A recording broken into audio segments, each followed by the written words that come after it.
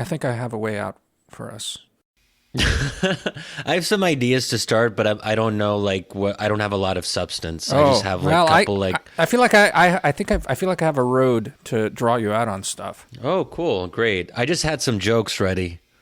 Do you want to tell a joke to start us off? Start off with that. That's a good way to start. I mean, not jokes per se, but just sort of like Funny anecdotes, funny things. Yeah. observations, observational humor. Oh, yeah, that's right. Anecdotes and observational humor.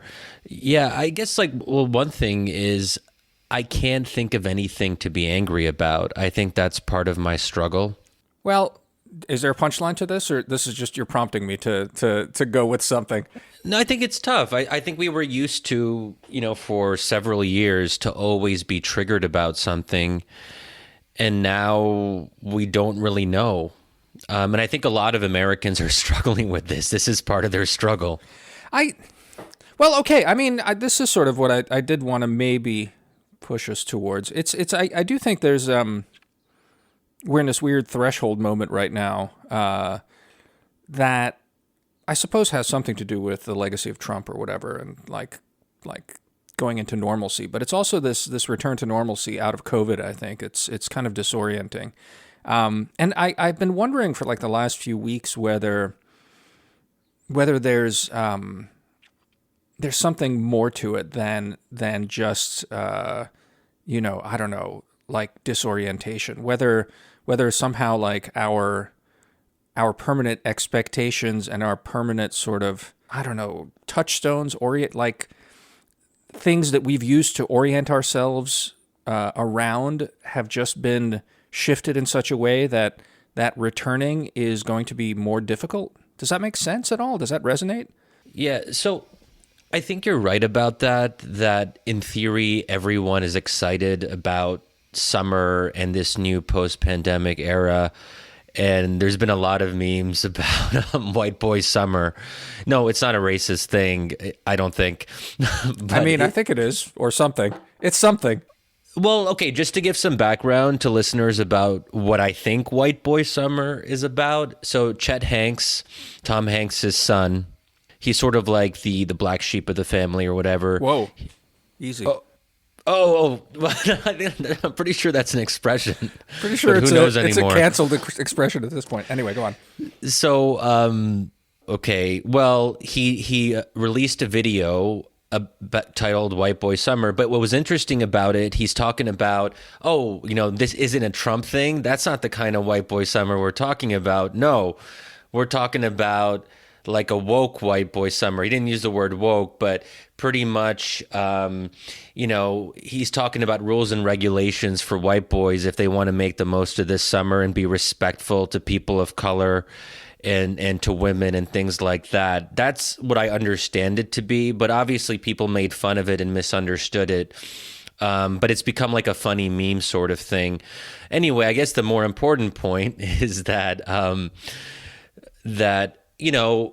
everyone, there's all this hype and all this expectation, and we're still learning how to re-enter. I think for some of us, there might be less work to do because we weren't like hiding in a basement for a year like the COVID hardliners were. But if you're someone who was extremely neurotic, perhaps understandably, perhaps not, we don't have to go into that. But if you were sort of obsessive about this, now everyone's telling you that things are okay, but there's this lingering COVID anxiety, and some people are not going to be prepared to be in large groups or to be at crowded bars or things like that. So that could be part of it, but maybe you're talking about it more on like a metaphysical level. Well, I don't know if it's metaphysical. I feel like it's like social organizational level more than personal and like anxieties about being in crowds. I for the first time last week at the Atlantic Council, our friend Ben Haddad, who runs the Europe Center, where I'm also a member of there, we put on a 3-day event about U.S. EU cooperation, and it was a great success. And interestingly enough, even though the Atlantic Council itself is the office is still not in any fraction of its capacity. I think the guidance is going to come out, and like a lot of places around DC, the opening is going to be partial and only in September, the offices, with permission or whatever, you can go there. So, they'd set up studios over there because this was a virtual conference. And I went in, I had to interview the Greek foreign minister, and I went into the studio, and, everyone was wearing masks, but it was surprising even to me, who, you and I have been not on the, COVID sort of panic and like, shaming / scolding side of things. And it was genuinely disorienting, I would say, in a very positive way, to be back in the office and to be interacting with people like that, not interacting with friends and BSing about stuff, but cooperating on a project, doing work together. Now, again, you and I are friends and we cooperate and do work on this Wisdom of Crowds project. It's different though, and it was, while it was great, and it was really nice to do that, I was still struck by how, I don't know what, like, maybe, disorienting's the best way, but maybe to even sharpen it a bit more, it felt foreign to me in a way. Like the habits that I've somehow internalized through all of this are sort of hard, are coming back not automatically and not naturally. So that's what I mean, I feel like Trump himself was such a disruption, right? And kind of rewired the way we approach and think about politics. And maybe, the return of Biden and the kind of like normal blah, procedural kind of democratic politics that are going on now. It's just like, it's kind of hard to fully engage in. But I'm starting to think that there's something more to it, something broader. And I have some thoughts on that, but I don't know. Does that resonate with you? It does, because I'm afraid of coffee meetings, and I'm sure that people are going to start. Not that I'm like the most desirable coffee interlocutor person imaginable in DC, but it's a normal thing in DC life for people to ask you if maybe they want job advice, or they're younger and they want to sort of get ahead in their career in the policy world, and you'll have a lot of these coffees. I mean, sometimes, obviously it's a nice thing to do to help the youngsters. I mean, I remember when I was a youngster, I would just like randomly cold email important, prominent people. I think I might have even emailed Fukuyama once when I was like a relative kid. Like, no, but that was a time when, a lot of us, I think, at that age weren't as self-aware, and we were encouraged to be proactive. So sometimes you'd have to take a chance and reach out to people. And oftentimes you were pleasantly surprised that prominent people would respond to you and actually give you the time of day. Anyway, I don't like a lot of meetings. I think meetings are oftentimes, not particularly productive or useful, and sometimes you don't even know what the meeting is about. But anyway, I think things like that will be difficult for me to get back into. But also the challenges of small talk. I mean, we do that socially, like with our sort of, second tier or third tier friends that we've been seeing more. Oops, that's probably mean. No, no, I just mean that the people who weren't in like the main COVID group during like the height of the pandemic, the people who you're not close enough to sort of see them on an exclusive level where it's like, oh, this is really important, we got to meet up. You just sort of see them on the periphery, but then you have to sort of catch up where it's like, well, how has your life been? And how do you really sum up a year of your life to someone in 3 minutes or less? I mean, the advantage is that the life has been probably pretty empty, so there's not much to summarize in the last year. Well, actually, I mean, I don't know about that. Yeah? Yeah, I think there's been a lot of changes. I mean, changes, but not like. I mean, this is sort of what I'm getting at. I think the changes are perhaps like these weird psychological ones that are kind of difficult to actually, get at. But I mean, I think I could summarize in 5 sentences what I was up to over the last 18 months. Yeah, that's true. I guess like one thing that would come up if you're catching up with someone is Trump, and this gets back to the political side. And just before I forget, my brother said something really interesting about this. So I'm at home now in Pennsylvania, and with my brother and parents. And over dinner the other day, it was really interesting. He said, ever since Trump was voted out of office, he's had a lot of trouble following politics, caring about politics. He's not angry about it. He's not angry about anything or as much things. And sometimes that bothers him because obviously there are certain things in the world that are going on that, perhaps demand our outrage. But what was more interesting than that is an anecdote that he used to illustrate this, where he's like, oh, I don't know anyone in Biden's cabinet. Where with Trump, we knew almost every single cabinet member, even the most unimportant ones, like the Minister of Interior. Oh, sorry, Secretary of Interior. Minister. Das Minister, yeah. So like the Minister of Interior under Trump, like I still remember who that is. That was like this Ryan Zinke dude, but no American really knows what the Secretary of the Interior actually does, something about trees or forestry or something. Yeah. But my brother, he knew a lot of these people, and what Betsy DeVos, Education Secretary, I personally can't recall right now as I'm speaking out loud who the Education Secretary under Biden is. Yeah. So on and so forth. My parents, I don't think, were aware that Tony Blinken, or they wouldn't be able to sort of recall his name on the spot. Everyone knew that Pompeo and before that Tillerson were Trump's Secretary of State, so on and so forth. It's really remarkable. I mean, Anthony Azar, Secretary, I think it was he was one of the secretaries under Trump. Ministers. But does anyone know who the Secretary of Labor is under Biden? Probably not. We all knew who the HUD, the Housing and Urban Development Secretary, was under Trump. Ben Carson, of course. I don't think there's like maybe 2% of Americans know who it is under Biden. So there's just something interesting that politics became this sport. It was something that you talked about, even if you weren't a very politicized person. I mean, my parents aren't particularly politicized. They care, but they're not people who would normally be aware of different cabinet secretaries and so on. So it's fascinating. And I don't use Twitter as much now.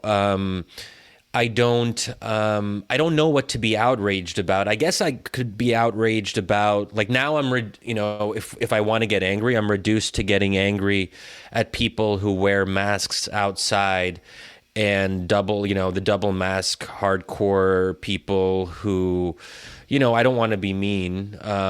But it seems a little bit irrational to me. Yeah. Or the woke stuff. I guess I keep on getting angry about the woke stuff, but I don't know if that's the best. And I've always been torn about how outraged or angry to be about cancel culture and wokeness. I think it's a very troubling set of developments, but do I want that to define my anger or define my politics? No. And I think I'm making more of an effort to avoid getting caught in those kinds of, important for the people who are in the sort of firestorm. Like if you're the one who's canceled, obviously it's the most important thing to you.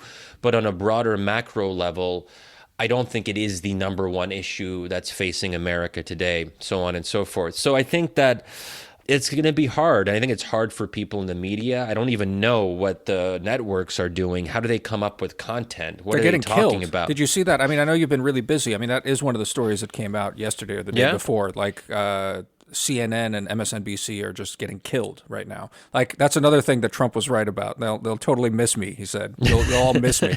Yes. And they do. Yeah, interesting. So it's been a pretty big drop-off. Massive. Wow. Yeah. And but it's interesting, just to say one thing. It's interesting you said it like that. What your brother said, and you sort of extended it. Is this idea is like something that worthy of my outrage, and something that I ought to be outraged about. And there's plenty out there to be outraged about. I don't know. I'm not sure that's necessarily right. I mean, there's plenty of stuff that one ought to perhaps be engaged about, or do stuff about, or want to, I don't know, participate in somehow.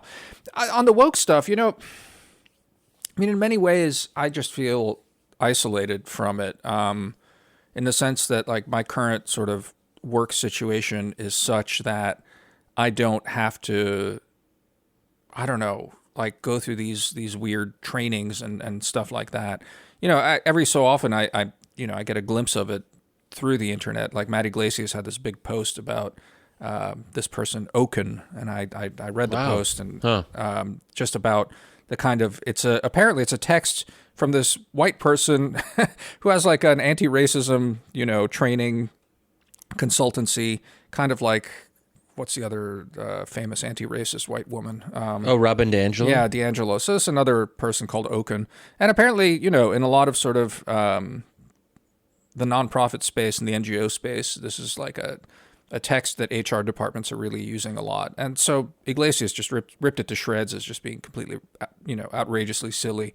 And so that's sort of been like a minor thing to watch. And I watch that because it has no impact on me right now, with like a sense of detached, not even bemusement, but almost amusement. But I do worry that, at some point I'll have to deal with it. I still hope, in fact, that this will burn itself out because it's so silly before I have to deal with it, before I switch jobs or end up in a place that has like a strong HR department and requires this kind of stuff. And, at which point I become more worried about, I don't know, my Twitter feed and stuff like that. But apart from that, I feel generally disengaged from that. Yeah, go ahead. What were you going to say? I mean, look, on one hand, you're white, which is a liability. Sure. On the other hand, you're kind of a nihilist. Right. Plus. Right. On the other, you're Croatian. Helps. Does it? I don't know how much it helps. Not at You're all. from the Come on. Balkans. That was a region that's been through a lot of difficulty. Come on, the Balkans, man. Come on. No, but no one's gonna do that. Come on, I mean, seriously, it's good. It's a good idea. I wish it were so. And I like saying that the Slavs are the most oppressed people in Europe. I love saying that. But of course, it's a great joke. No one really. Yes. Anyway, go on. Also, you're not necessarily right of center. You're perceived, let's say, as right of center. I think you're hard to define. I wouldn't be super comfortable putting you on a sort of spectrum plot. But because people perceive you as not being on the left or not being like a Biden liberal, there's less need to cancel you because you're not betraying the tribe. Like the issue that I have, I can get away with a lot because I'm brown, but the reason I do get attacked a lot, despite being brown, is precisely because I'm betraying my political tribe. So I think, with each individual, you have this like weird constellation of factors that makes them more or less cancelable. You could probably come up with a formula for it. Yeah. All I'll say to that, though, I mean, you're talking about two different things here. And it's two different ways to think about the woke wars, right? Like you're talking about in the frame of public intellectuals, and you as, a brown public intellectual writing heterodox things left and right, you get attacked because you're perceived as being on the left. I'm much less famous. I say weird stuff on Twitter. I'm more easy to ignore, even though I'm white, because people who know me know I'm a nihilist, so they don't worry about it so much. And people who don't know me are just easy to ignore. In any case, that's not the troubling part. The troubling part is for example, I mean, another story. I know, again, to our audience, I know you've been really busy, so maybe you didn't see it, but like the Golden Globes were canceled for next year. What? For a reason that I don't fully understand why. I'm not going to even bother Googling right now to find it out, but like some organization, some umbrella organization was denounced by like Amazon and Netflix and a bunch of other things, and now NBC for not being sufficiently diverse enough. So like NBC won't carry the Golden Globes next year. And I saw like Tom Cruise returned his Golden Globe from whenever the hell he got it. Wait, Tom Cruise returned it because of what? Because I don't know, insufficient diversity within this institution that's behind the Golden Globes. Oh, not because they canceled him, like because he was angry that they canceled it for a dumb reason. He's like, I'm done with you guys. No, he's actually supporting. So the only point I want to make, though, so that's a third level. That's just like sort of cultural silliness that's going on and all this like performative stuff. But what I'm getting at is like, let's say, at some point I'm like, well, think tanking and writing has all been good, but what I really want to do is go work at Netflix because I love movies. I don't, but like I love movies and I want to go work for a tech company that does movies. And so I get a job there. And then like clearly Netflix has been infected at this point to a level of silliness that they're doing this. And I imagine working at Netflix is a deeply unpleasant thing. So I find myself in a position that I'm trying to get a job at companies that all of a sudden I have to either, I mean, I'm already deleting all my tweets, as a matter of course, after, I don't know, 14, 30 days, whatever, they auto delete. But, all of a sudden I find myself in a straitjacket that I didn't before. And that's the level where I have like a sense of unease. I mean, I'm not likely to, I think, find myself in a position that I really want to, go into a company that has these kinds of policies, and hopefully, knock on wood, I'll not find myself in a position before the silliness burns itself out. But that's the level of woke stuff that does give me some unease, Yeah, that makes sense. Yeah. Certainly working for a corporation and having a quote unquote normal job where, I mean, woke capital or has become a new thing. A number of articles have been written about it. And I think that's one way for corporations to actually deflect concerns about massive inequality is that they get woke on the surface level performative stuff.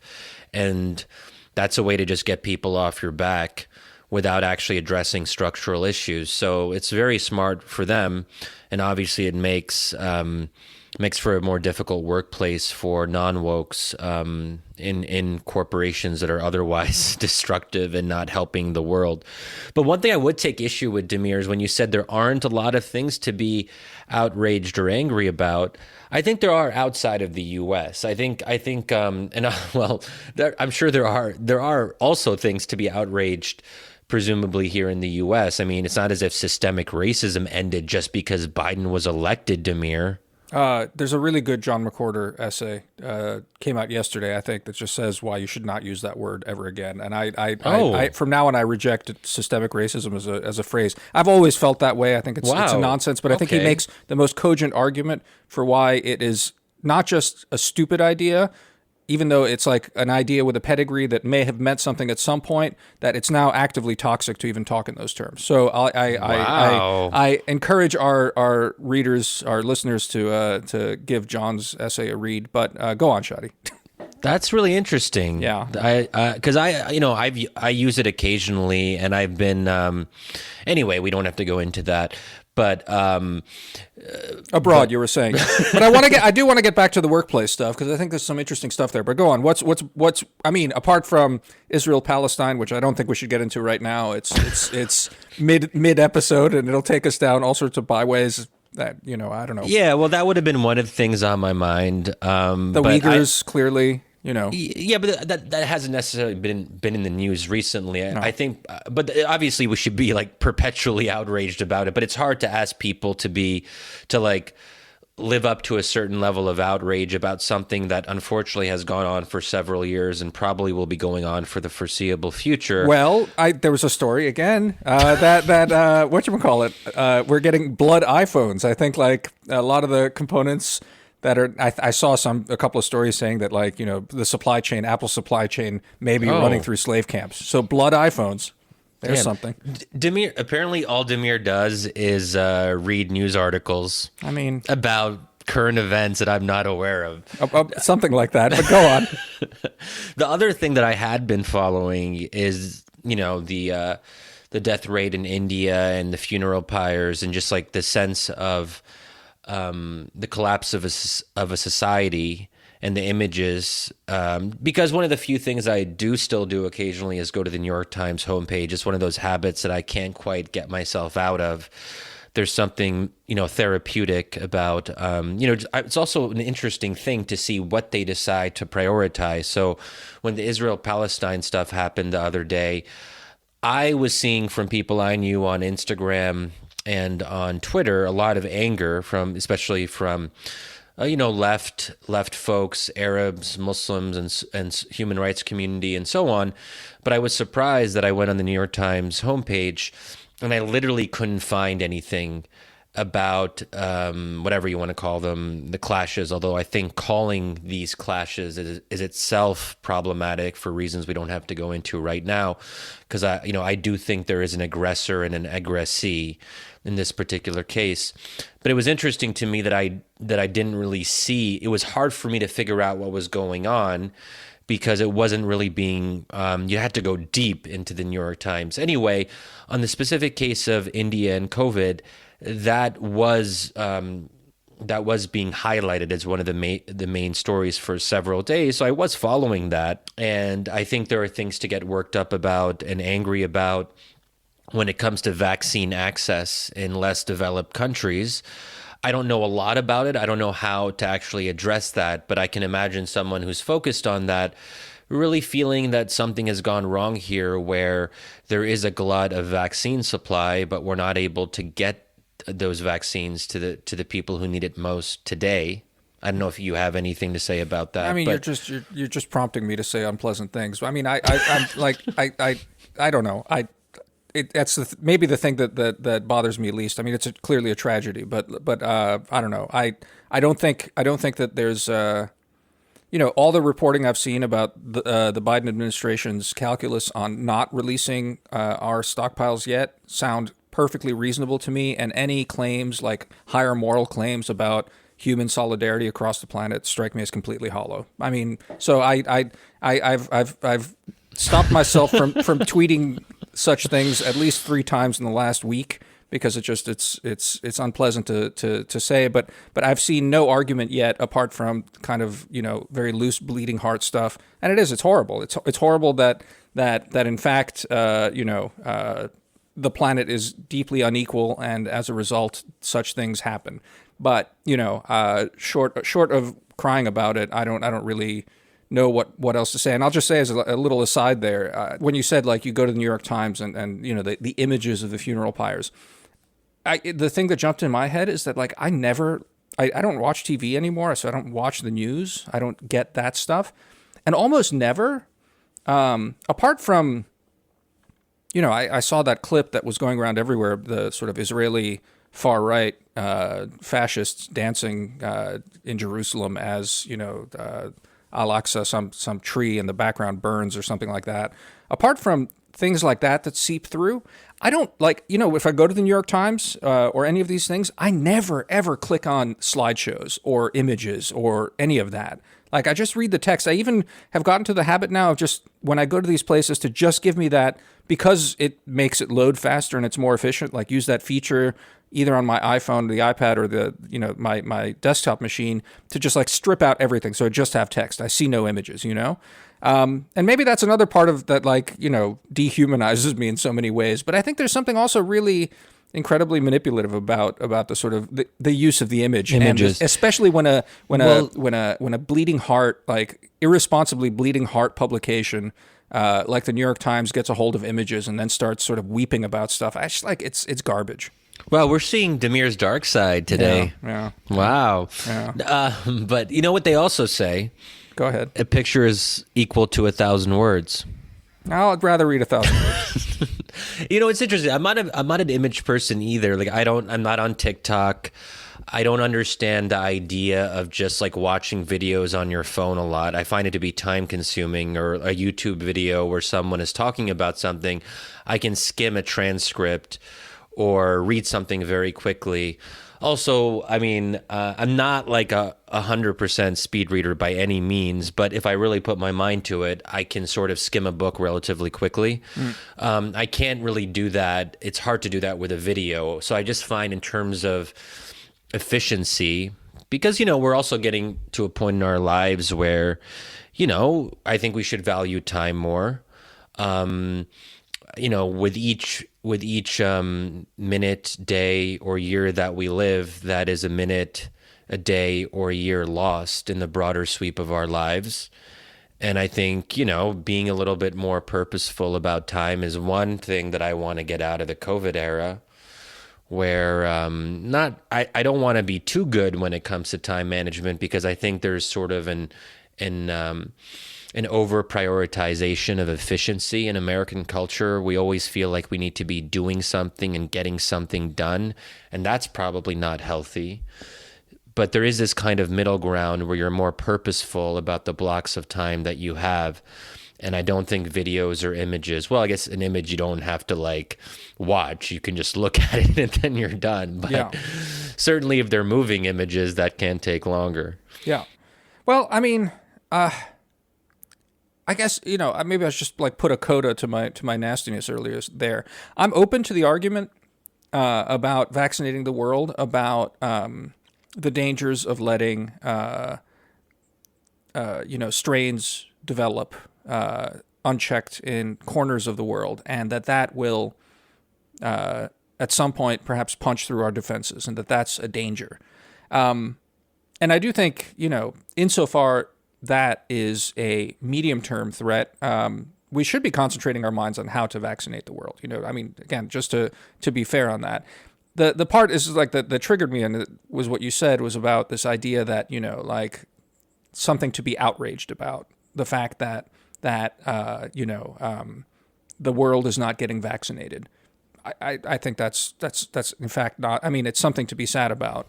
Maybe outrage isn't the right word. Maybe it's something to be dispirited about, or despondent about, or resigned about. I think the Biden administration is doing it right now. I just put that very clearly. And it's like I saw there was I was just trying to find it because I was about to tweet it this morning. Then I thought better of it. Was in fact, it was a quote from Ed Luce's column that he said. Though Biden denies there's any U.S. embargo, in practice there is, he may hit his target of inoculating 70% of Americans by the July 4th holiday. Should America's roughly 50 million or so vaccine hesitants be a bigger priority than the 5 billion adults around the world who have no choice? Yes, they should. I think it's an open and closed case for me. Like that this kind of like, basically philosophy class ethics question, it's silly and irrelevant to be asking it.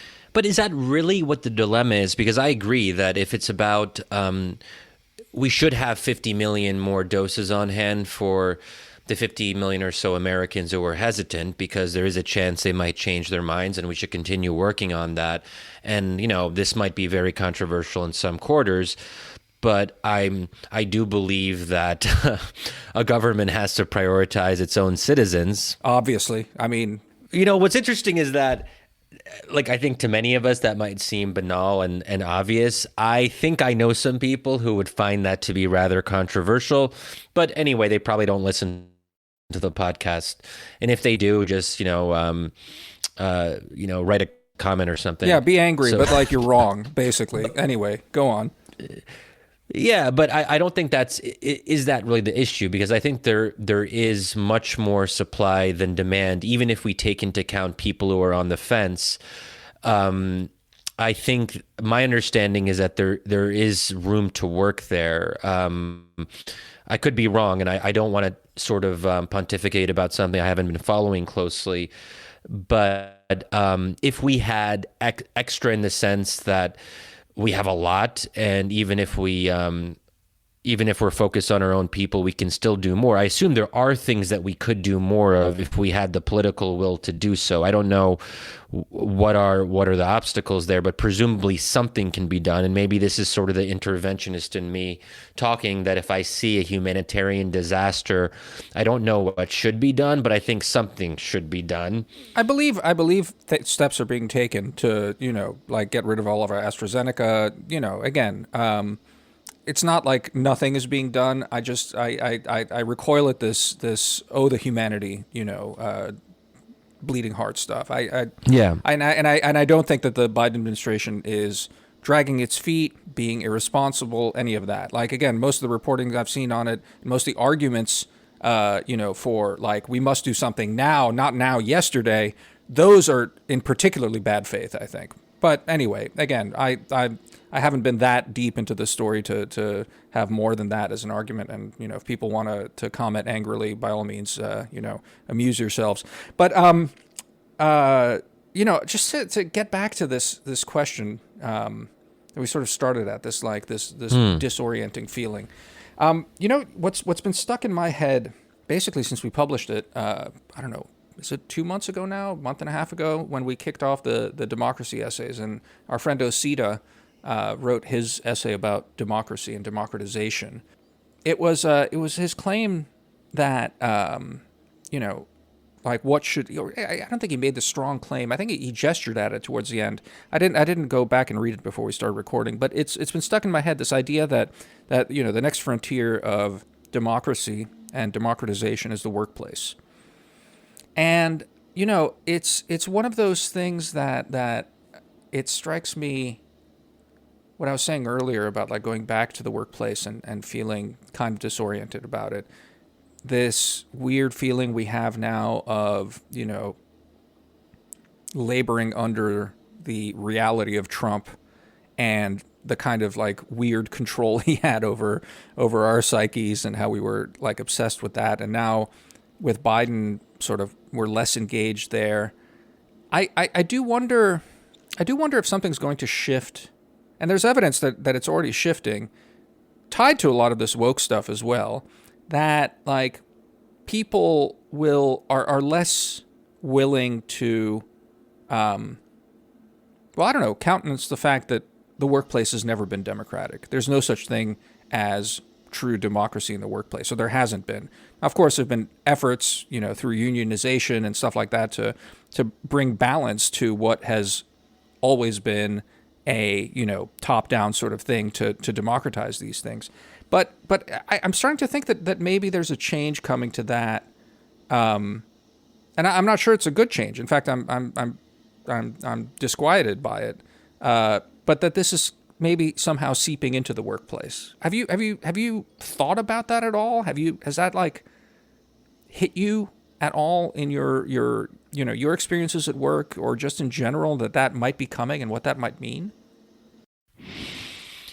Interesting. I haven't thought much about it. I tend to see companies, corporations, job workplaces in general as authoritarian by design. Yep. That it's hard to run a corporation that's trying to maximize profit without having, it would be hard. I guess there are shareholders, but they're not employees usually. They're right? not employees, of course. Yeah. So CEOs have, a wide latitude to do what they wish. And that's also the case for nonprofit. So it's not even just about profit motive necessarily. That's just how things are run. The NGOs that I'm familiar with, you usually have an executive director, even if, it could be small, medium, whatever. But ultimately, the executive director has final say over pretty much all major issues. The board of directors can sometimes step in, but that's generally frowned upon. There's one board that I'm on, and I don't think we've really ever tried to stop our executive director from doing something. That just wouldn't really be seen as our purview. It's more of a guidance and advisory role. So, I think it's odd to think of a workplace as relying on the consent of the governed. In this case, it wouldn't be the governed, the consent of the employed. It seems... But they are governed. I think it's a good thing to say. It is the consent of the governed, because they're being governed by their bosses, really, right? But they're also being paid. So I think there's something different. A citizen is a citizen without really having to do anything in particular. We're born American. We are American. It's not part of some kind of exchange where we're benefiting financially. I think if you make the conscious choice to be in a workplace, there's an understanding that you serve a specific purpose and you get paid in return. It's not a relationship of rights and obligations the way a nation is. Yeah, true, but let me just push you before you even go on that a little bit, right? It's not like citizens existing outside of their will, and you have the argument made from the sort of labor left that in fact you have no choice but to work. Now in a plural society with more than one employer, you have options, you can switch, so there's some level of freedom there, which arguably you don't as a citizen of an authoritarian country. But it's not like you are not recompensed.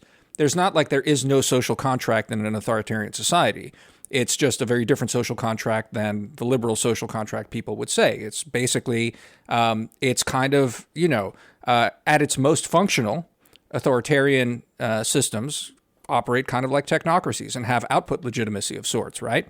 It's in the sense that they provide security, they provide a certain level of service, they provide order, and citizens are therefore discouraged from revolting and are acquiesce to the governance of that kind of authoritarian system. So output legitimacy exists, right? And so that's, if you wanted to really draw the connection, there's a kind of payment there to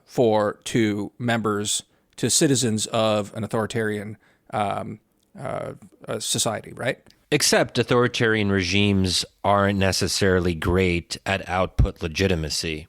No. I mean, it's a theoretical argument about what authoritarian regimes, at least in their own minds, are meant to do. That's how they justify their own existence. But I take your point that there is, but it's not a bargain that individual citizens have signed on to. It's one that's imposed upon them without any choice. And I think at least the workplace, as I understand it in the U.S., there is considerable choice. Right. And more choice actually than most European democracies in terms of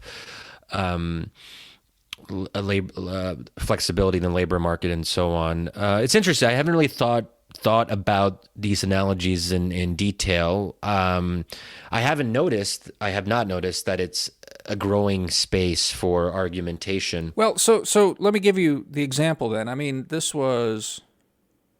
you almost certainly wouldn't have caught because, I don't know, I used to, and I still sort of follow tech world because I find it interesting, but this one tech company called Basecamp, and they're very successful, medium-sized company, medium-sized by business. I think they're very small, like a lot of these tech companies in terms of number of employees. I think they're under 100 or something. But it's one of these sort of web-based productivity type of suites that allows for, I don't know. It's a whole suite of products for businesses in any case. Sweet. Yeah, sweet. And they had a real blow up recently because a lot of the politics of the moment were starting to basically get into their Slacks and other like internal communications, and the employees were getting agitated and starting to demand stuff. So they banned political discussion internally at the office, which led to an absolute uprising. I think they lost half their employees. Wow. With a quit and whatever, and they had to apologize. They did one of these like sorry, not sorry, and then I've sort of lost track of the story because I think it fell out of, people are not reporting on it anymore. But it was a real employee revolt at what was I would say, reasonable, from my perspective, normal management decision. But, it's only reasonable and normal if you assume, as I do, that it's reasonable and normal that a private company is run in authoritarian ways over the wills of its employees. And at the end, I mean, it basically turned out that way, is that, a lot of these people left and, the management said, sorry to see you go, and we wish it weren't so, and we'll try and do better and communicate better. Like I said, I think there was like a sorry not sorry element to how they apologized in the end. But it's interesting to me that really pricked my ears up about this, like, this democratizing mode and movement. And I'm just connecting it a little bit to, I wonder if a lot of our sort of expectations about how politics and society should work and did work before COVID are now just being disrupted. Because, part of what allows the kind of authoritarian model of management in the private sector, or even the nonprofit, so the non-political sphere, is a certain kind of acquiescence to it. It's a certain kind of normalcy to it. Like, it's what we expect. But what happens if, like, we now come back to our offices after having granted a whole lot of freedom, actually. I mean, we've been enslaved in so many ways by COVID and the restrictions about not being able to do this, that, and the other thing. But in fact, in the relationship to work, it's a new world and a new sort of attitude that we've maybe developed to it. Like, we have a lot more personal autonomy, and we're doing a lot more communication in these sorts of digital channels, and workers, employees are organizing around that, and conversations that might have happened between like me and you at the water cooler are now taking place in Slacks where everyone can participate. And then management says like, no, this is not okay. And they're like, no, fuck you. Right. I don't know. It's striking to me that like, I feel like something's changing, and it's changing as a result of, in weird ways that are kind of unpredictable as a result of the last 18 months. Thesis anyway. I don't know if it's true. I can buy that. I mean, I do get a sense that some of the youngsters have a different conception of work at the workplace, and the whole Slack culture is something I'm not familiar with. I only started using Slack for our secret reading group. And that doesn't really count. That's not like a job. That's just like a fun thing that we all voluntarily do. Yeah. So I don't really have a great sense of, first of all, why people would be very active on a Slack channel. It seems like an odd way to use up your time. But again, I think that what I've been surprised about during the pandemic is the very odd personal choices when it comes to how people prioritize their lives and how they prioritize things which to me do not seem to be the most important things. These irrational behaviors that I associate with COVID hardliners, but I think it's applied to a number of other things, that if people have pent up anger or they don't have an outlet for their emotions because they've been hunkered down and all that, you find that these emotions are expressed in unpredictable ways. I mean, that's always the concern when you have any kind of suppression. Obviously, the suppression in this case is not an authoritarian suppression. It's something that most Americans and most citizens generally decided to go along with limited backlash, at least in most parts of the country.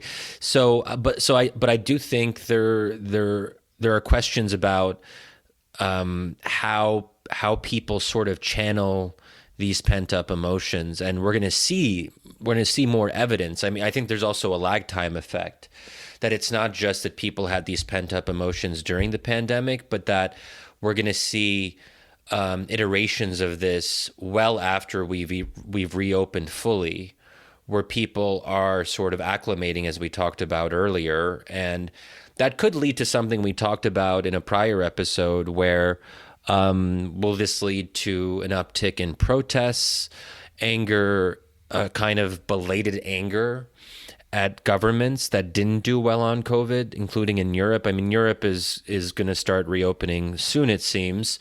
But will people, like, once they're out and about, they'll say to themselves, well, our government really mismanaged this and we lost months of our lives, and they weren't letting us do anything for very dubious scientific reasons, for non-scientific reasons. That's going to be, I think, the real test. And I think it applies to the workplace question too, is, are we going to see this coming era as an era of tumult? Yeah.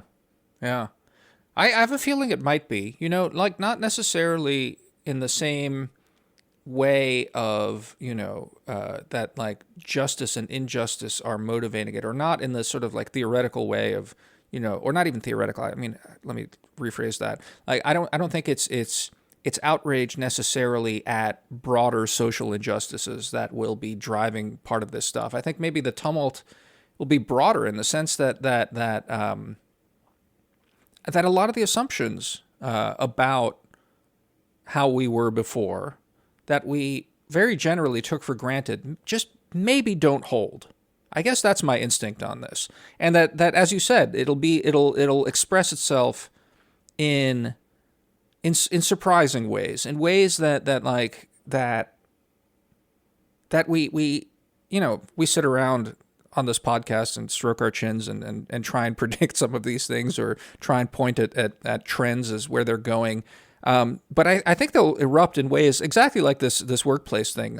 That's why it really captured my imagination. It's like, what exactly is going on here? It's like it's a weird conflation of remote work, of this kind of very broad, like, social current, which we describe as woke righteousness, but also, pointing at a convention that we have, that, which is how we organize the workplace, which I hasten to add, I think is the more efficient way. I mean, this goes back to the whole sort of, moral dimension of democracy and individual autonomy versus efficiency, right? I mean, I personally don't find authoritarianism. I don't like applying moral categories to these things for this very reason, because I think, we live with authoritarian structures all the time. We just don't notice it, and so we don't get outraged about it. So it's just interesting that some of these things that really should be normal, and I think are,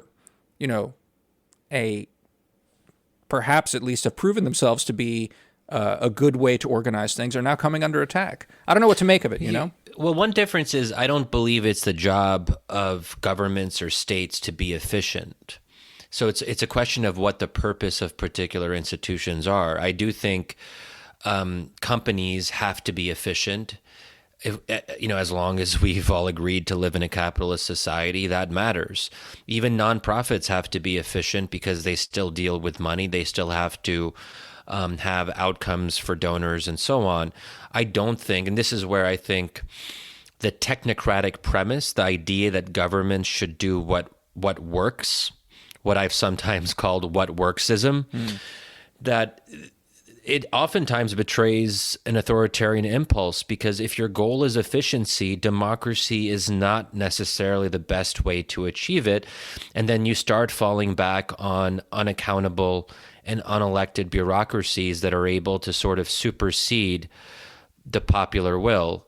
And that's why I've always been suspicious of technocrats, or whenever I hear people talking about, well, how can we make government work better, or be more efficient, or all these things that I don't consider to be the main purpose of democracy. I mean, that's obviously a bigger issue that we've sort of, we've always talked about this to one degree or another. Yeah.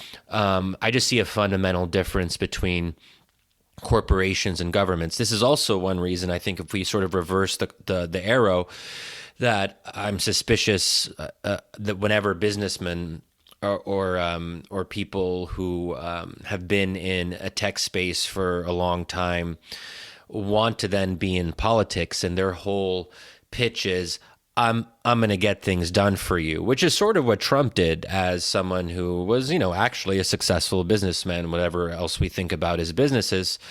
And, of course, he's going to have an authoritarian personality. Is it possible to kind of come as an outsider businessman, politician, and not have that be part of your appeal? And, you heard people say this, well, maybe he can govern America like a business and, get things in order.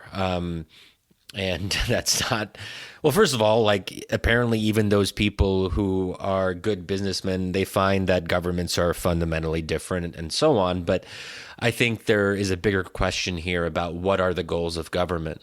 Well, I mean, absolutely. 1, 2, Trump was not a very good businessman, just more of a huckster. But 3, I still just want to draw out one important distinction. When people say make government work better, I mean they may mean all sorts of things, but there is governing, and there is democratic legitimacy to that is imparted to a government. But then there's bureaucracy, and again, bureaucracy is not in any sense democratic. And to manage a bureaucracy is not a democratic process. I mean, again, you have these sorts of feedback loops, and you want to be able to, I think, in best management practice, to, delegate to people closest to the problem and most able to sort of, tackle it most efficiently. I mean, again, these are management things that have been kicked around for a long time. This is none of we're shouldn't be rediscovering the wheel on this. It's just fundamentally important to note that it's not democratic, that democracy and democratic legitimacy exists on a different plane altogether, and it feels like it's bleeding in right now. That's all. That's the only point I wanted to make. That's fair. Yeah. That makes sense to me. Okay, well, I guess since we're ending this episode, I'll maybe use this opportunity to say thanks to Wisdom of Crowds listeners and readers. And just to remind you all, since you're probably the diehards if you've gotten to the very end of the episode, that as you've probably seen, we got a lot of exciting things in the pipeline. We've been doing the Friday essay where Damir and I alternate essays each week, and that's for subscribers only. So if you want to get a little weekly taste of our wisdom, well, that sounds weird, you should consider subscribing for $5 a month at wisdomofcrowds.live/subscribe. And, we'd appreciate your support as we're trying to build out what we do. Damir, any final thoughts? No, not right now, I don't think. Thanks for subscribing, and thank you, Shadi, for being the chief marketing officer as always. Yes. See you guys next time. Later, Damir. Bye. Bye, everyone.